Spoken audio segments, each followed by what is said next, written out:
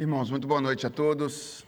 É sempre uma alegria para mim, neste segundo dia da semana, poder vir a Recife e encontrá-los e expor a palavra do Senhor neste evento que tem abençoado a igreja neste lugar. Eu estive aqui a última vez no mês de setembro, era a última, a princípio, programada deste ano, mas naquela ocasião eu expus aqui o início do capítulo 9 de Daniel, aquela oração famosa de Daniel, e disse que não ia tratar naquele dia da profecia, não é?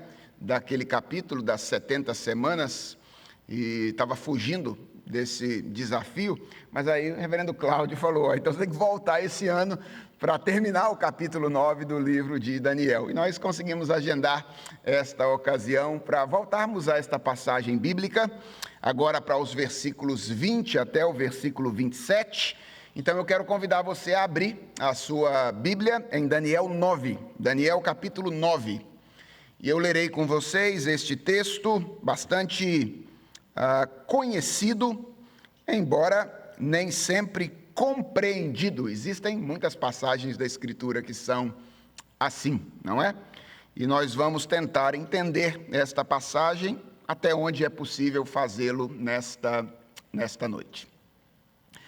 Então, Daniel capítulo 9, a partir do versículo 20, a palavra do Senhor diz assim. Acompanhe aí a leitura da palavra de Deus, receba com fé esta que é a palavra do nosso Senhor. Enquanto eu ainda falava, orava, confessava o meu pecado e o pecado do meu povo de Israel, e lançava a minha súplica diante do Senhor meu Deus, pelo monte santo do meu Deus, sim, enquanto eu assim orava, Gabriel, o homem que eu tinha visto na minha visão anterior, veio rapidamente voando e tocou em mim. Era a hora do sacrifício da tarde. Ele queria instruir-me, falou comigo e disse: Daniel, agora eu vim para dar a você inteligência e discernimento. Quando você começou a fazer as suas súplicas, foi dada uma ordem, e eu vim para explicar tudo a você, porque Deus o ama muito. Portanto, preste atenção à mensagem e entenda a visão.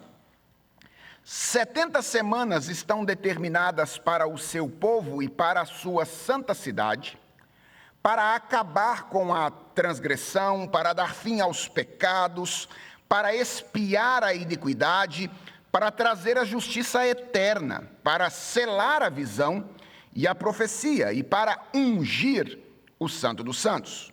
Saiba e entenda isto.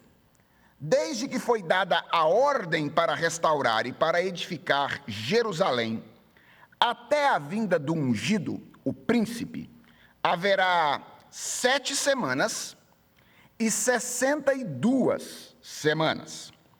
As ruas e as muralhas serão reconstruídas, mas será um tempo de muita angústia. Depois das 62 semanas, o ungido será morto e não terá nada. O povo de um príncipe que há de vir destruirá a cidade e o santuário. O seu fim virá como uma inundação. Até o fim haverá guerra e desolações foram determinadas. Ele fará firme aliança com muitos por 1 semana. Na metade da semana, fará cessar o sacrifício e a oferta de cereais.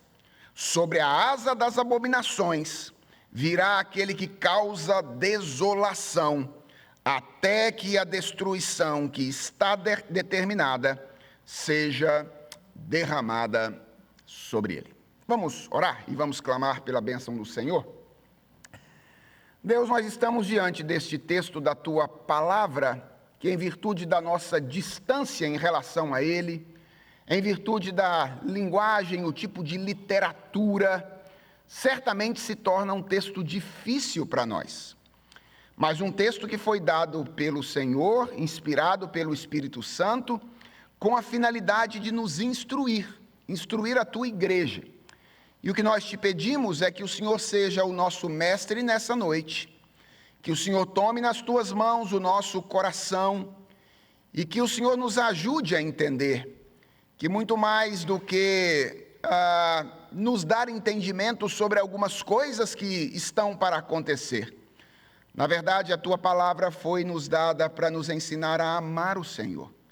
E nos ajuda a entender isso nessa noite, enquanto nós meditamos nesta passagem. Guia-nos por meio do teu Espírito, o mesmo que escreveu esse texto, ou inspirou a escrituração desse texto. É a nossa oração, em nome de Jesus. Amém. Irmãos, essa é uma passagem que nós dizemos ser de difícil interpretação. Em parte é mesmo, de fato nós estamos diante de uma passagem difícil, mas em parte ela se torna difícil porque nós costumamos abordá-la com uma expectativa inadequada. Do que eu estou falando? Da expectativa de obter uma cronologia precisa e detalhada quanto aos eventos futuros. É claro que as 70 semanas de Daniel têm algo a dizer sobre aquilo que está por vir, mas como eu quero mostrar a vocês nesta ocasião, esta profecia é, na verdade, parte de um todo maior que nos oferece conhecimento parcial e não conhecimento exaustivo sobre o futuro. E se a gente quiser entender bem esta passagem, para início de conversa, é importante lembrar que ela relata uma visão que foi dada por Deus a Daniel, como resposta à oração que Daniel fez no primeiro ano do reinado de Dario. Quando eu estive aqui no mês de setembro, eu expus esta oração, e eu procurei mostrar a vocês que a conquista da Babilônia pelo Império Medo-Persa deve ter gerado alguma curiosidade em Daniel e feito com que ele voltasse aos livros para buscar orientação. E entre esses livros estava o livro do profeta Jeremias, onde Daniel descobriu, lendo provavelmente Jeremias 25, 11 e 12, e depois Jeremias 29, 10, que Deus tinha um plano. E qual era o plano? Era disciplinar o seu povo no cativeiro por 70 anos, depois dos quais ele faria duas coisas. Primeiro, ele julgaria a Babilônia, e em segundo lugar, ele promoveria o retorno do povo e a restauração da cidade, do templo e da adoração. Quando Daniel toma conhecimento dessas profecias de Jeremias, ele deve ter percebido pela invasão medo-persa que o tempo do juízo sobre a Babilônia tinha chegado. Afinal de contas, a Babilônia acabou de ser dominada pelo Império Medo-Persa. E então ele começa a orar incessantemente a Deus, clamando pelo cumprimento da segunda parte da profecia, que era o retorno do povo, a restauração da cidade, do templo e da adoração. Também é importante lembrarmos, se quisermos entender bem a passagem, que para Daniel, muito provavelmente, o retorno do exílio e a reconstrução da cidade e do templo estavam diretamente relacionados à restauração definitiva da relação entre Deus e o seu povo, anunciada pelos profetas. Lembre-se de que Jeremias, através de quem Daniel tinha sido instruído sobre o tempo de cativeiro e o fim dele, também tinha profetizado sobre essa transformação definitiva sem separar uma coisa da outra. Por exemplo, lá no capítulo 31 do profeta Jeremias, nos versículos 31 a 33, nós lemos: Eis aí vem dias, diz o Senhor, em que firmarei nova aliança com a casa de Israel e com a casa de Judá, não segundo a aliança que fiz com os seus pais no dia em que os tomei pela mão para os tirar da terra do Egito, pois eles quebraram a minha aliança, apesar de eu ter sido seu esposo, diz o Senhor. Porque esta é a aliança que farei com a casa de Israel depois daqueles dias. Na mente lhes imprimirei as minhas leis, também no seu coração as inscreverei. Eu serei o Deus deles e eles serão o meu povo.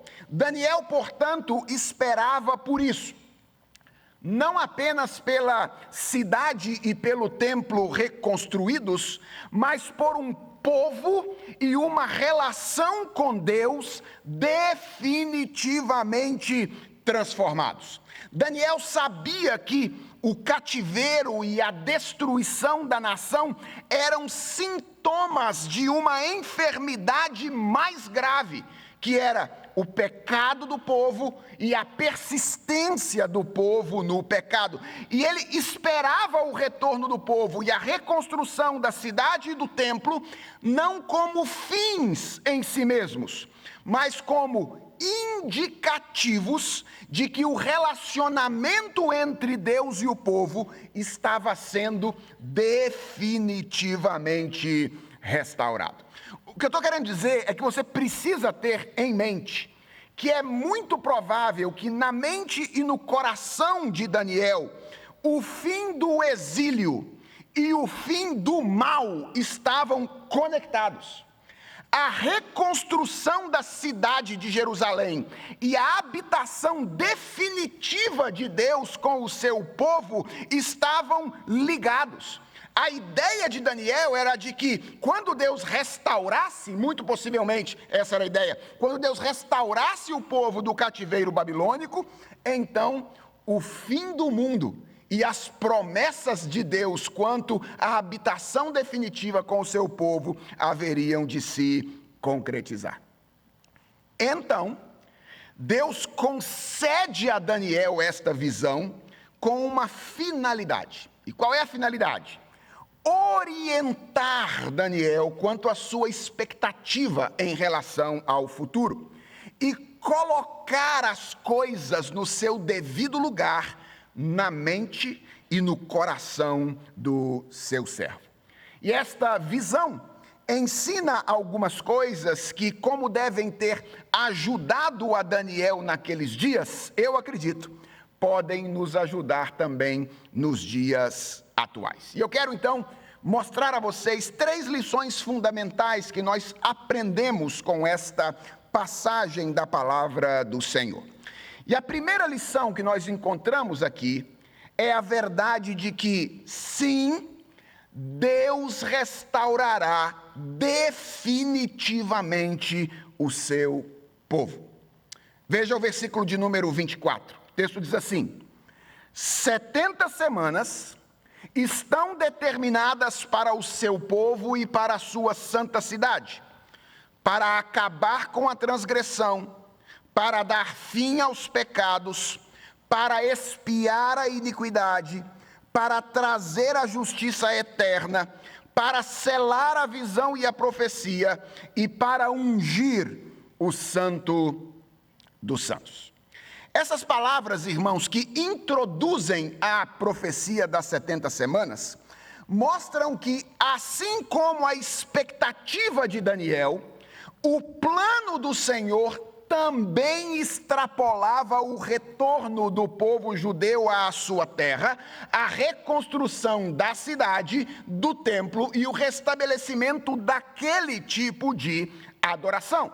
Vejam que nessas palavras do versículo 24, o anjo Gabriel fala de um tempo determinado, que ele chama aqui de 70 semanas, para que 6 coisas acontecessem. E veja que 6 coisas são essas: a transgressão chegasse ao fim, os pecados acabassem, a iniquidade fosse de uma vez por todas expiada, justiça eterna fosse trazida, a visão e a profecia fosse selada e o Santo dos Santos fosse ungido. Cada uma dessas expressões tem, obviamente, um sentido específico, e nós poderíamos passar a noite aqui falando sobre o sentido isolado de cada uma delas, mas elas nos interessam agora mais no sentido no qual elas se assemelham. E o que eu quero que você perceba é que todas elas se referem a atos redentores de Deus, ou a efeitos de atos redentores de Deus, que sugerem resultados definitivos. O texto fala de transgressão acabada. O texto fala de pecado finalizado. E se 5 delas sugerem isso, tem uma que deixa isso muito claro, que é a 4ª. Ela fala de justiça eterna sendo trazida, o que só faz sentido no contexto de uma redenção consumada, ou no contexto de uma redenção completada. Então, o cenário descrito aqui, do final desse tempo determinado, aquilo que o texto chama de 70 semanas, não é o de uma transformação parcial ou de uma transformação temporária, mas de uma transformação completa, total e definitiva. Era isso o que Daniel aguardava, e é o que a profecia diz que ele haveria de ver.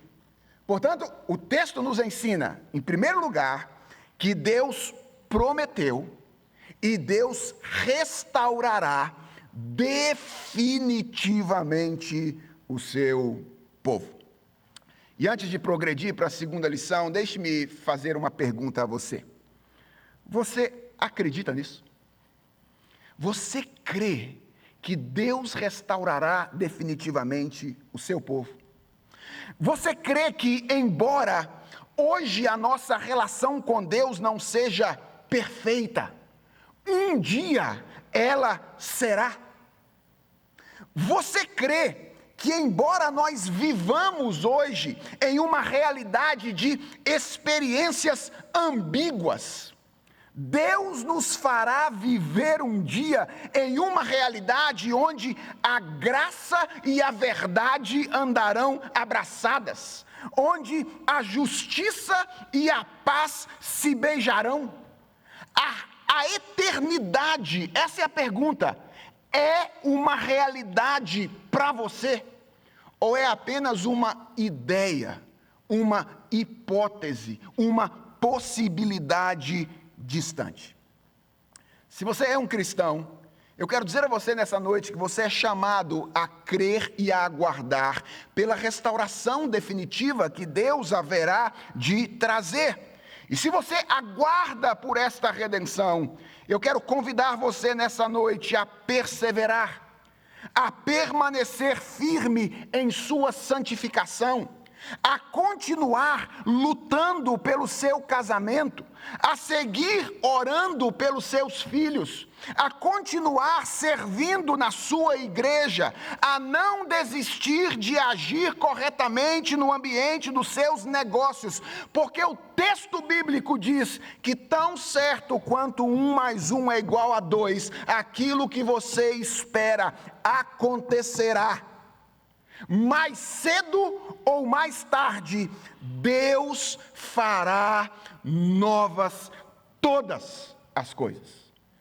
E você perceberá que o seu esforço, lutando pela sua santidade, orando pelos seus filhos, batalhando pelo seu casamento, trabalhando pela santificação da sua igreja, não será em vão. Essa é a primeira lição que aprendemos nesta passagem. Deus restaurará definitivamente o seu povo. Mas há uma segunda coisa que nós aprendemos aqui. E a segunda coisa é que Deus restaurará o seu povo a seu tempo. Essa é a segunda coisa que nós aprendemos aqui. A mensagem que Gabriel traz a Daniel é uma boa notícia.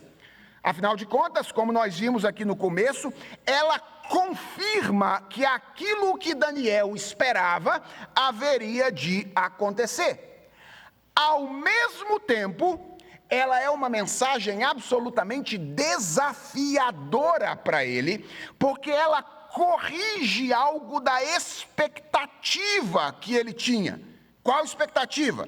A de que aquilo que ele esperava que acontecesse junto, que era a libertação do cativeiro e a restauração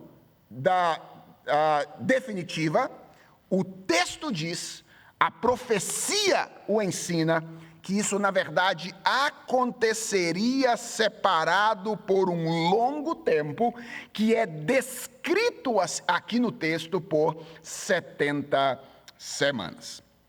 Talvez você esteja ouvindo e dizendo, pastor, mas 70 semanas não é algo tão grande assim. Afinal, se um ano tem 52 semanas, 70 semanas, nós estamos falando aí mais ou menos de um período de 1 ano e meio. Bem, há certo consenso entre os estudiosos de que assim como a profecia de Jeremias, que foi lida por Daniel, fala de anos, as semanas aqui se referem também a semanas de anos e não semanas de dias. A conta, portanto, seria 70 períodos de 7 anos, que significaria mais ou menos 490 anos. Agora, a pergunta que não quer calar é, seria este um número literal? 490 anos, 70 semanas de anos. E aqui nós chegamos à primeira controvérsia na interpretação desta passagem. E acalme-se, ainda não é a maior delas, certo? Ainda tem uma controvérsia um pouquinho maior por vir.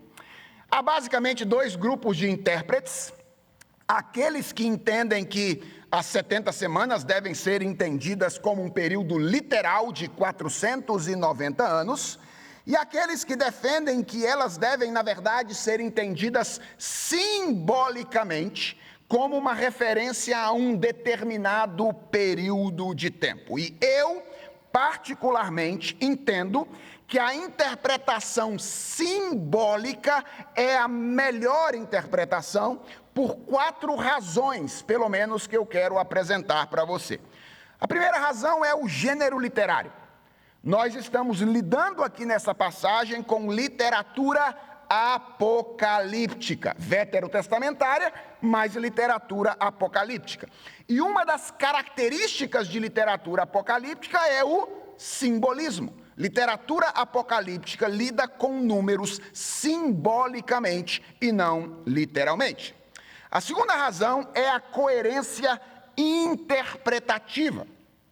Mesmo quem interpreta as semanas literalmente, as interpreta como períodos de 7 anos e não de 7 dias. Ou seja, em certo sentido, eles já dependem de simbolismo na sua própria interpretação. Se a gente fosse interpretar literalmente, nós deveríamos falar de 70 semanas literalmente, e não de 70 períodos de 7 anos. Então, segunda razão é a questão da coerência interpretativa. A terceira razão pela qual eu entendo que a interpretação simbólica é a melhor é o problema histórico. A interpretação literal tem um grande desafio, que é o de encaixar as previsões da profecia em eventos ocorridos nos 490 anos seguintes. E deixa eu dizer uma coisa a vocês, é muito difícil fazer isso de uma maneira ajustada. Além do que, isso acaba fazendo com que o intérprete escolha acontecimentos que não são os mais naturalmente sugeridos pela passagem para fazer a coisa caber nos 490 anos seguintes. Então, há um problema histórico interpretar literalmente essa profecia. E a quarta e última razão é o uso dessa expressão na Escritura. 70 vezes 7 é uma expressão usada em outros lugares da Bíblia. Talvez você se lembre disso. E o uso em outros lugares é claramente um uso simbólico e não um uso literal. Por exemplo, quando Jesus responde a Pedro, dizendo que ele deveria perdoar ao seu irmão até 70 vezes 7, ninguém interpreta a fala de Jesus como se ela significasse que se uma ofensa acontecesse pela 491ª vez, então Pedro estaria livre e desobrigado de perdoar. Todo mundo reconhece que o que Jesus está fazendo ali é expandir a perspectiva de Pedro sobre o perdão. E o que eu quero que você perceba é que, de certa maneira, isso também é o que está acontecendo aqui. Essa visão está desafiando o entendimento de Daniel, promovendo um contraste entre a escala temporal dele, ser humano, e a escala temporal de Deus. Na cabeça de Daniel, tudo terminaria em 70 anos. E vem Gabriel para dizer que este era o tempo de Deus para uma restauração parcial e temporária. A restauração de Judá do cativeiro babilônico. Mas que a obra de redenção, que transformaria definitivamente o seu povo e promoveria a vitória final de Deus sobre os seus inimigos, sobre o pecado e o mal, demoraria mais um pouco. Demoraria 70 vezes 7. E se esta é uma lição, irmãos, que Daniel, vivendo no mundo antigo, precisava aprender, imaginem nós que vivemos na era do instantâneo e estamos acostumados a receber tudo aquilo que nós desejamos receber imediatamente. A nossa comunicação é instantânea, a nossa alimentação é instantânea, e isso pode nos levar a imaginar que os nossos relacionamentos com Deus e com os outros devem ser instantâneos também e produzir resultados imediatos. E sabe qual é o perigo disso?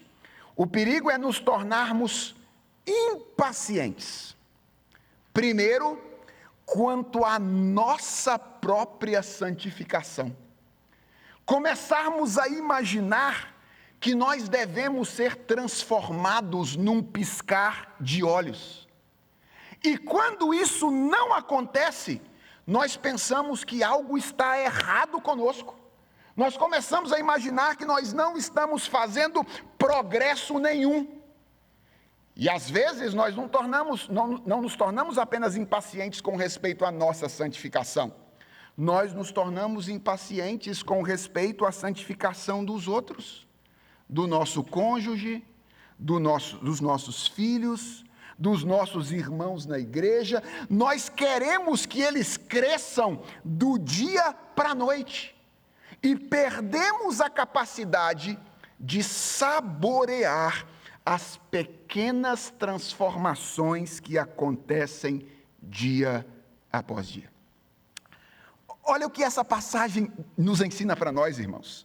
Ela nos ensina que a escala temporal de Deus para a santificação do seu povo e a redenção do mundo é maior do que geralmente nós pensamos. Como diz um comentarista bíblico, os moinhos de Deus moem cuidadosamente. Por isso, eles também moem lentamente. Os moinhos de Deus moem cuidadosamente. Por isso, eles também moem lentamente. Você precisa entender isso. A santificação é um projeto de longo prazo, que além de perseverança, requer paciência, porque ninguém é santificado em um passe de mágica, muito pelo contrário, leva-se uma vida inteira para se tornar um santo.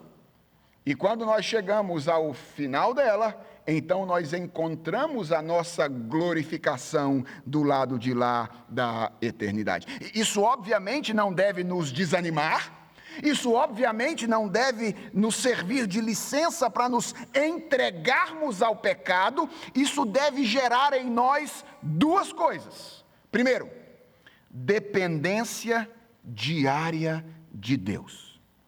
Não existe um dia sequer que nós não dependamos da misericórdia e da graça do Senhor.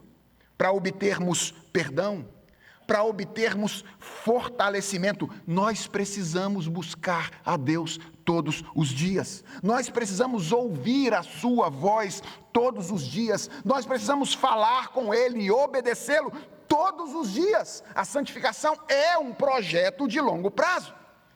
Mas há uma segunda coisa a qual o entendimento disso deve nos levar. É a compaixão pelos outros. A compaixão pelos nossos irmãos. Gente, nós somos rápidos demais para julgar as pessoas. Sobretudo, quando eles caem ou elas caem em pecados que nós já temos vencido. Nós pensamos assim: eu já mortifiquei esse pecado, por que ele não faz o mesmo? Como se o nosso progresso em santificação fosse apenas o resultado dos nossos esforços. E como se nós não travássemos outras lutas tão ou mais ferrenhas quanto as que travam os nossos irmãos em outras áreas.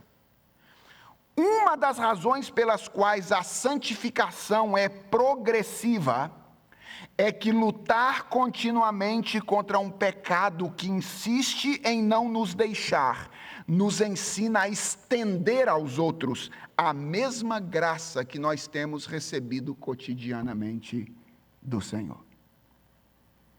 Então, quando nós aprendemos essa lição, a escala temporal de Deus é diferente da nossa escala temporal. E o processo de santificação dura mais tempo do que nós imaginamos ou gostaríamos. Nós somos estimulados a perseverar buscando a nossa santificação. E nós somos estimulados a sermos pacientes com as pessoas que estão ao nosso redor, ajudando-as e trabalhando junto com elas para que elas também sejam santificadas. Então, em primeiro lugar, essa passagem nos ensina que Deus haverá de restaurar definitivamente o seu povo. Em segundo lugar, essa passagem nos ensina que Deus haverá de salvar o seu povo, ou resgatar, restaurar definitivamente o seu povo a seu tempo. E em terceiro lugar, essa passagem nos ensina que Deus restaurará o seu povo em diferentes etapas. Bem, vejam aí que nos versículos 25 a 27, dê uma olhadinha no texto. Esse é o texto que fala a respeito das 70 semanas, que é o período que separa Daniel da restauração definitiva do povo de Deus.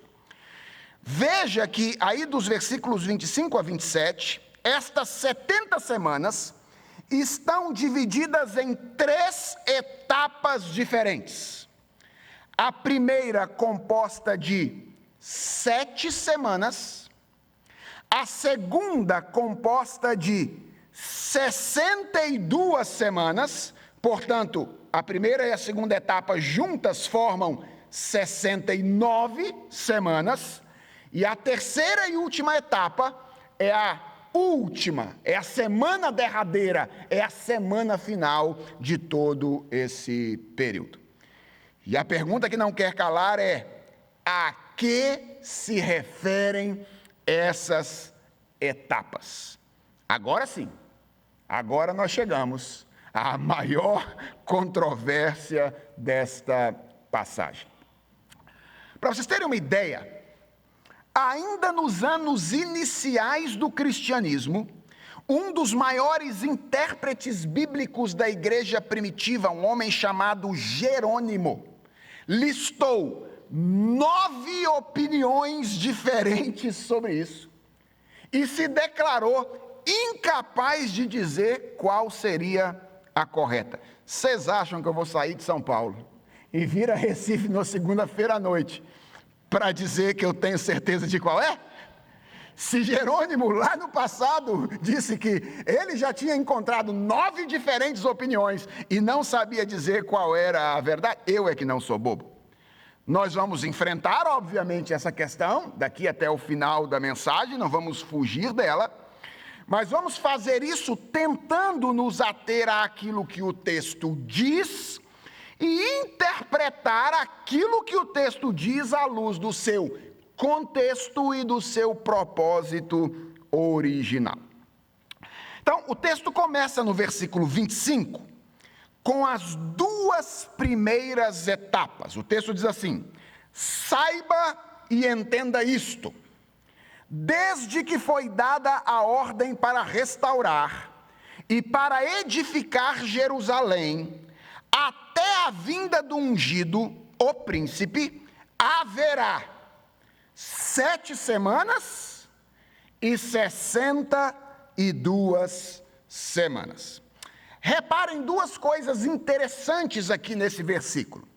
A primeira é que Gabriel fala desses 2 períodos, 7 semanas iniciais, 62 semanas do meio, conjuntamente, certo? Então ele ajunta esses 2 períodos aqui. E reparem que ele não os define completamente. Você percebeu isso? Ele diz quando começa o primeiro. Quando é que começa o primeiro? Primeiro período de 7 semanas, no término do exílio, indicado aqui pela ordem para o retorno e a reconstrução da cidade. Então ele diz quando é que começa o primeiro período. Ele diz também quando o segundo período termina. Quando é que termina o segundo período? Com a vinda do ungido, que dada a referência que o versículo de número 26 faz à morte dele, parece ser uma referência a quem? Jesus Cristo. Então ele diz, o primeiro período começa com a ordem para que o exílio termine, e o segundo período termina com a vinda do ungido. Ele diz quando começa o primeiro, ele diz quando termina o segundo, mas ele não diz absolutamente nada sobre o que separa esses períodos. Ele não diz quando o primeiro termina, ele não diz quando o segundo começa. E considerando que o tema da oração de Daniel é a reconstrução da cidade e do templo, eu penso ser plausível imaginar, é só um exercício de plausibilidade, certo? Que a separação tem a ver com este acontecimento. Pelo que Daniel estava orando? Pelo retorno do povo de Israel à cidade de Jerusalém. Então, eu acredito que é plausível imaginar que este evento é o que está no meio desses 2 períodos iniciais. Se for assim, a primeira etapa, de 7 semanas, é uma referência a um período que vai do final do cativeiro até a reconstrução do templo ou dos muros, por volta do ano 445 a.C. Pastor, isso dá exatamente 70? Não. Se a gente for olhar mais ou menos quando a ordem foi dada para o retorno e quando os muros são reconstruídos com Neemias, isso dá mais ou menos 94 anos. Esse é o período que a gente tem entre um acontecimento e outro. E a segunda etapa, que é chamada aqui de 62 semanas, iria dessa reconstrução até a vinda do Messias, ou o nascimento de Jesus Cristo com o início da era cristã, que dá mais ou menos 445 anos. Isso, porém, irmãos, é uma especulação. É uma especulação plausível, mas é uma especulação. O texto não nos dá essa informação. O que o texto faz, e eu acho que a gente tem que prestar atenção nisso, por quê? Porque esse texto não foi dado para esconder, certo? Ele foi dado para revelar. O que o texto faz, claramente, é conectar Daniel com a pessoa de Jesus Cristo. Isso o texto faz de maneira clara. O versículo 26 começa com essa expressão: depois das 62 semanas, indicando que os dois últimos versículos agora vão descrever o quê? O último período, ou aquilo que é chamado no texto de a semana final, a última semana, ou esta semana derradeira, que, como nós já sabemos, começa com o quê? O nascimento do ungido, a vinda do Senhor Jesus Cristo. E agora é que a coisa fica complicada. Por quê?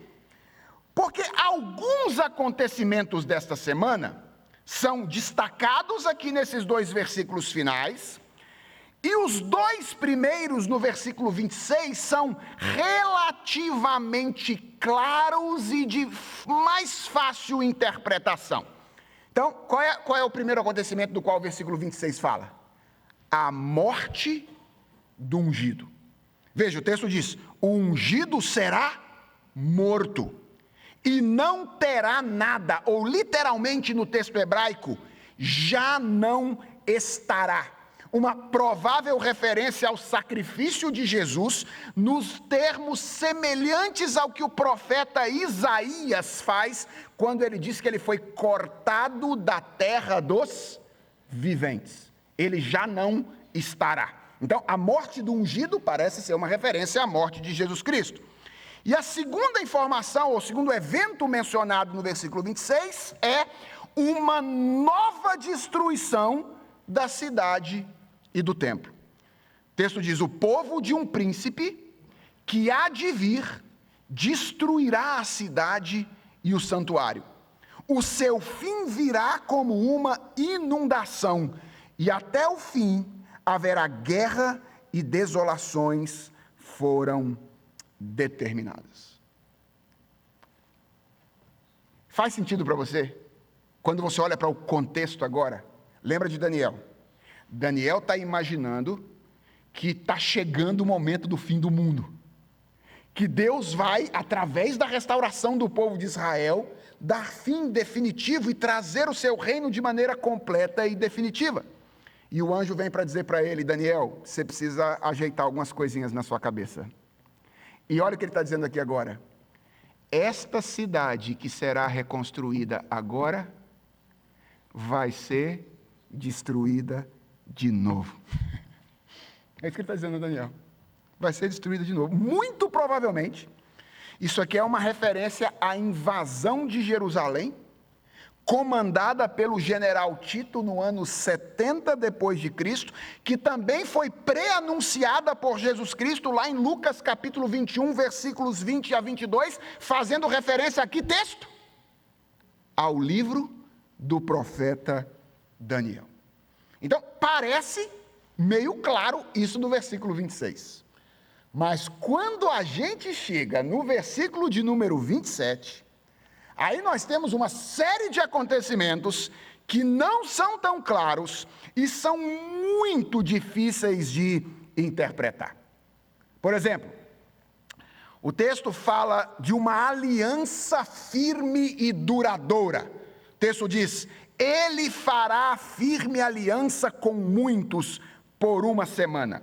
A dificuldade de interpretar essa expressão tem a ver com a falta de clareza quanto a quem é o sujeito. Quem é esse ele aí, que fará uma aliança duradoura? É o ungido? O príncipe? Se for ungido, então essa é a nova aliança estabelecida por Jesus por ocasião da sua primeira vinda. Mas e se não for ungido? E se essa aliança for a aliança do destruidor, que está vindo para destruir a nação, a cidade, como foi mencionada anteriormente? O texto não diz claramente quem é o sujeito dessa aliança. Se for o príncipe ou o povo do príncipe, então essa aliança é um projeto de destruição, e a informação é de que o sofrimento do povo de Deus perdurará por toda essa etapa. Percebe como é difícil interpretar o que está sendo dito aqui? O segundo evento que é mencionado é a cessação dos sacrifícios em ocasião determinada. O texto diz: na metade da semana fará cessar o sacrifício e a oferta de cereais. Veja que curioso, tem uma outra divisão aqui. Ele tinha falado de 7 semanas, 62 semanas e 1 semana. Só que a semana do fim também é dividida no meio. Percebeu aí? Com um evento. E que evento é esse? A cessação dos sacrifícios em ocasião determinada. Aqui nós temos duas dificuldades. Primeiro, nós não sabemos quem é o sujeito, quem é que vai cessar esses sacrifícios, e nem sabemos como é que ele vai fazer isso. Então, existem duas hipóteses.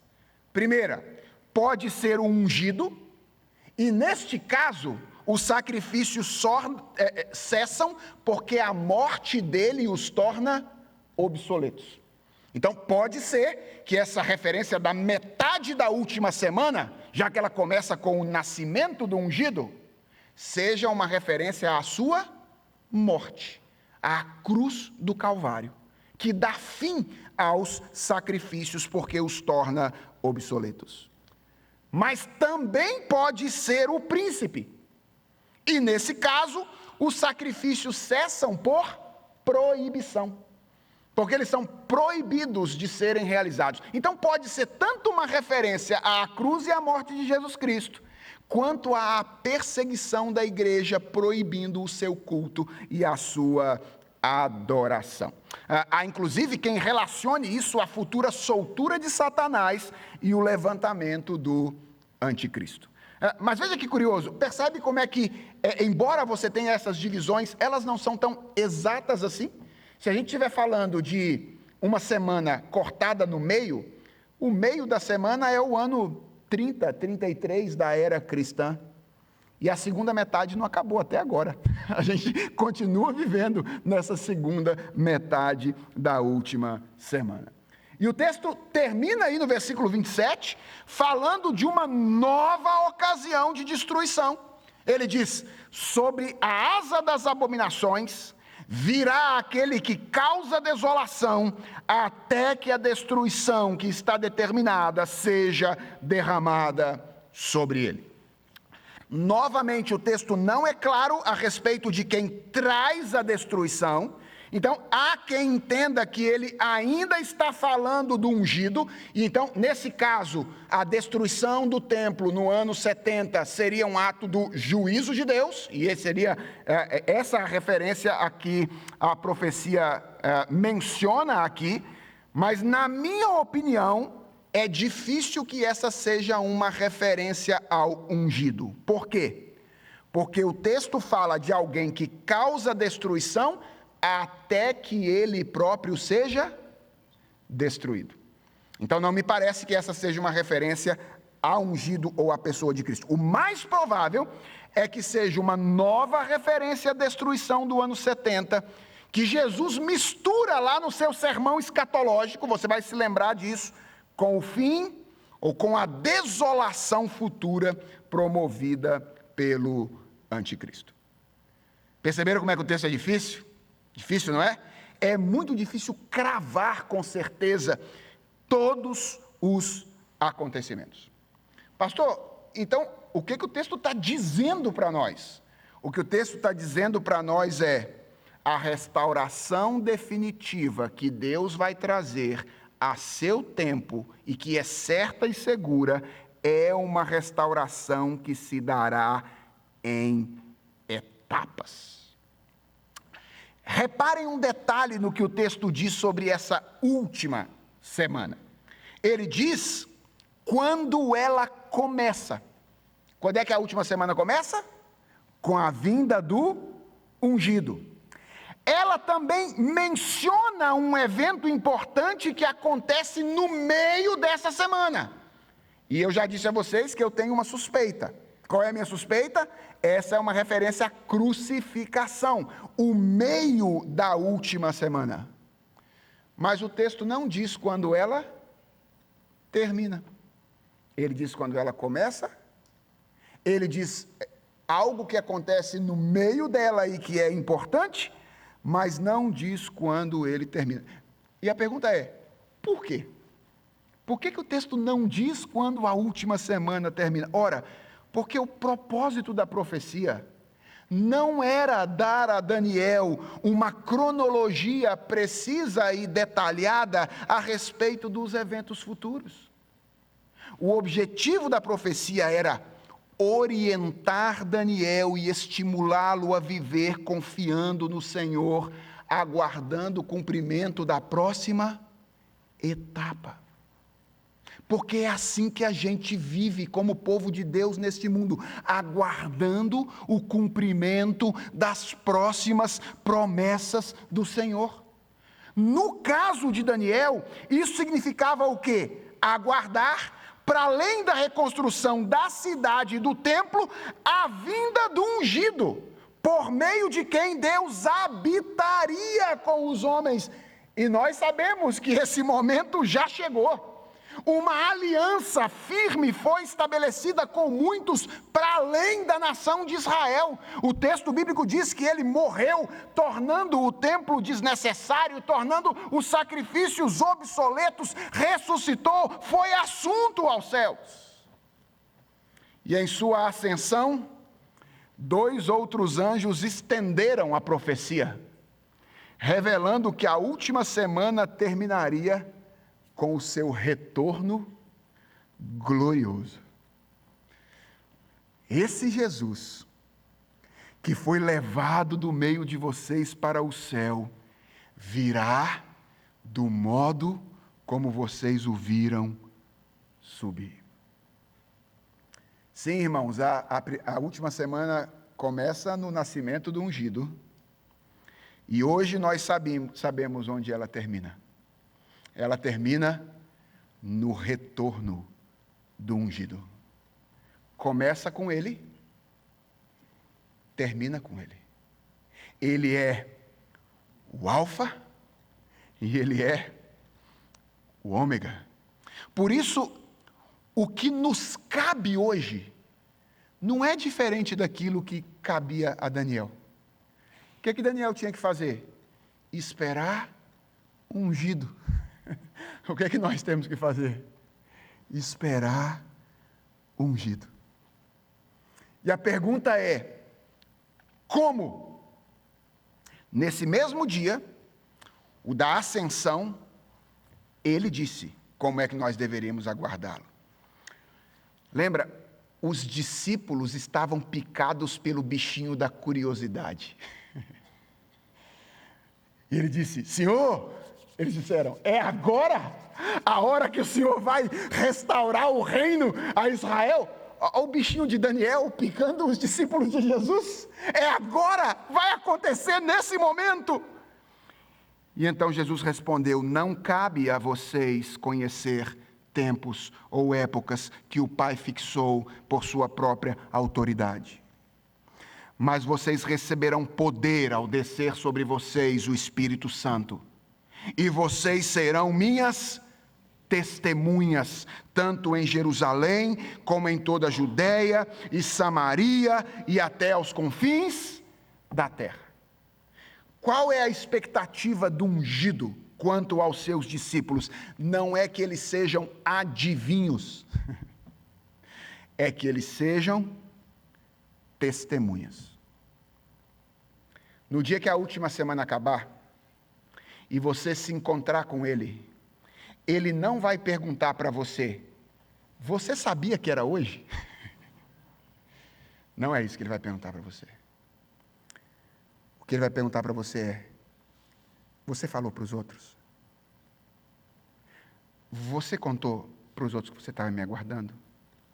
E você disse que era isso que eles deviam aguardar? O que Deus espera de nós não é que nós façamos cálculos para saber o dia em que Ele haverá de retornar. O que Ele espera é que o aguardemos com o coração cheio de esperança, enquanto nós contamos para as pessoas como é que essa história que a gente conhece chegará ao fim.